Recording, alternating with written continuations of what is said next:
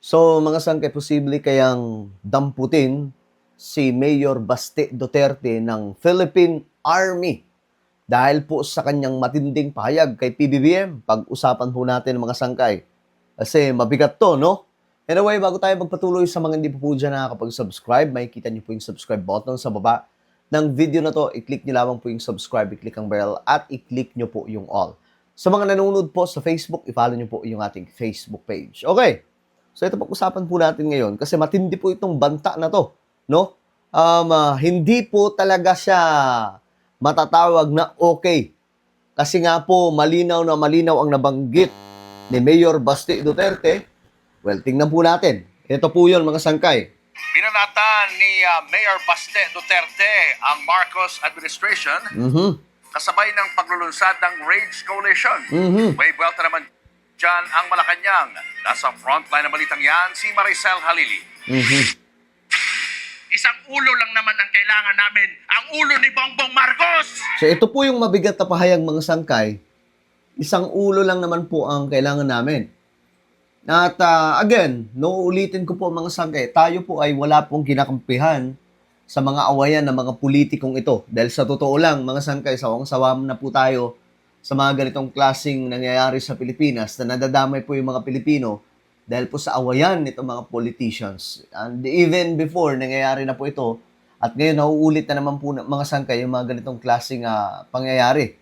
Ngayon, na may isang malaking pagbabanta. No, ano na ngayon ang posibleng gagawin, no, ng ating mga kasundaluhan?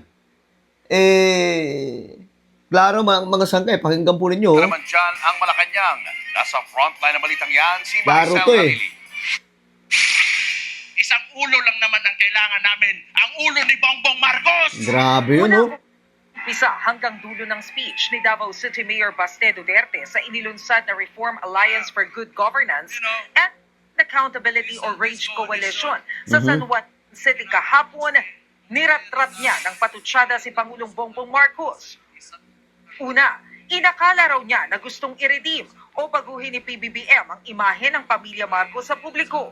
Pero, Hindi ko naman talaga inisip na may ganun din pala kagago yung tao na yan. Siguro nasa isip niya, kung sira na yung pangalan namin, sirain ko na lang lalo. Ganito yun. sabay banat pa niya ng Alam naman natin sa tatay pa lang yan, kawatan. sunod na pinunterya ni Baste ang pagpapaimbestiga sa flood control scandal. Tinawag niya ang self-destruction ni PBBM. Siya nagbukas ng usapin ng flood control na may mga ghost project. Kaya ako tumahimik talaga. Kasi hinayaan ko na mag-self-destruct yung gago na yan. Kasi alam ko Grabe yung mga masasabog salita, sa no? mukha niya yan. Pero Grabe yung mga salita, no? Talagang, alam niyo, may mga nakakausap nga po tayo, mga sangkay, no? Sa kalsada lang. Mga ano sila, mga dating, mga supporter talaga. Tatay Digong pa rin po yung tawag kay former President Duterte. Kahit ako, ganun din po yung tawag ko po kay PRRD. Tatay Digong, up to now, sinuportahan po natin yan noon, mga sangkay. Yun din po yung kanilang concern.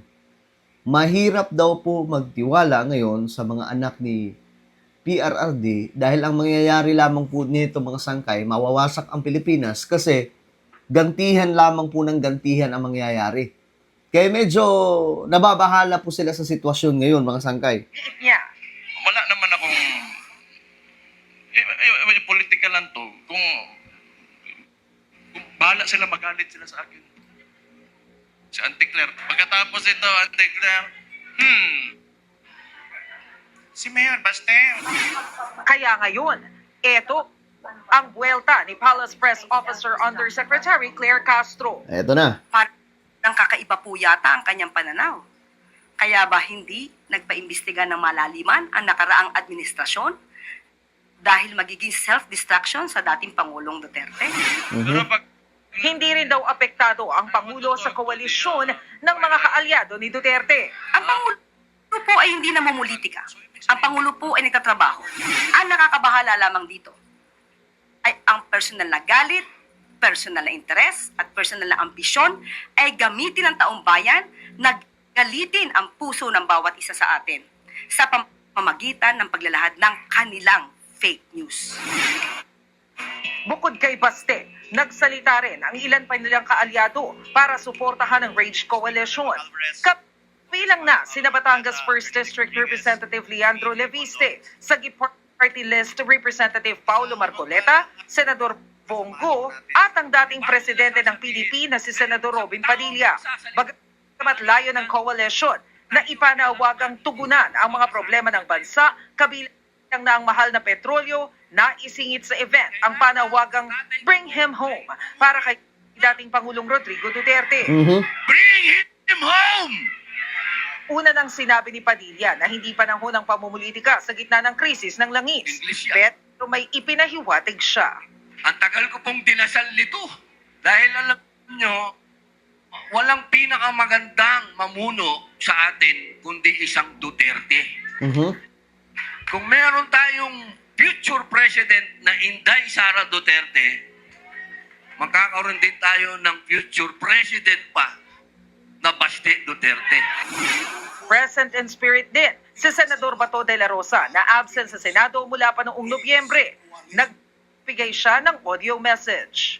Hindi tayo papayag na gamitin ang politika para patahimikin ang mga leader na tunay na naglilingkod sa bayan. Nagbabalita mula sa frontline. Okay. So, ito po yung pahayag no ni Mayor Baste Duterte, mga sangkay. At ewan ko ano pong reaction diyan ng mga sundalo, mga kapulisan na ngayon ganun po kabigat ang binitawang salita ng mayor ng Davao, mga sangkay. Ulo lang naman daw po ni PBBM ang kailangan. So, ano ibig sabihin kaya nun, mga sangkay? Ano ba? Same ba yan sa pagbabanta ni VP Sara? Laban po sa Pangulo? Ako, mga sangkay, hindi ko natutukan yung speech ni Baste Duterte, no? Tiningnan ko lamang po yung ibang part, pero yung dito na sa part na grabe na pala yung banat kay Pangulong Marcos, medyo ano yun, hindi ba kung anong gagawin dyan ng militar? Kasi mabigat yung pagbabanta, ulo lang naman ni BBM daw yung kailangan, mga sangkay. Ano kaya gagawin nila dyan? Ako, wala naman akong pakialam talaga sa away nila ng mga politiko. Actually, naasar pa nga pa ako kasi dapat hindi sila nag-aaway kasi nadadamay yung sambayan ng Pilipino. Di ba kita nyo, nagkakaroon po ng mga kampihan itong mga taga-suporta nila. Pero ito na nga, mga sangkay, ano sa tingin nyo? Tama ba yung sinabi ni Baste Duterte? Laban po kay PBBM? Ulo lang daw po ang kailangan? Isang ulo lamang po ni PBBM? Comment down below ano po ang inyong mga opinion. Huwag niyo pong kalimutan na i-subscribe yung ating YouTube channel. God bless everyone.